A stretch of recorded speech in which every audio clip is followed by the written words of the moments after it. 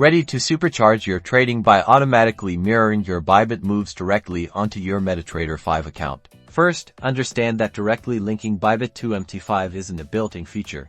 You'll need a third-party trade replication tool or service to bridge the gap. Research and choose a reputable provider. Consider factors like pricing, reliability, and supported currency pairs. Next, within Bybit, head to the API management section. Create a new API key with the necessary permissions. Typically, read access for spot and derivatives trading is crucial to monitor and copy trades. Be sure to restrict IP access for security. Now, log into your chosen trade replication platform. You'll need to connect both your Bybit and Mt5 accounts. Input your Bybit API key and secret into the designated fields within the replication tool settings. Ensure your MT5 account details, like server address and account number, are entered correctly.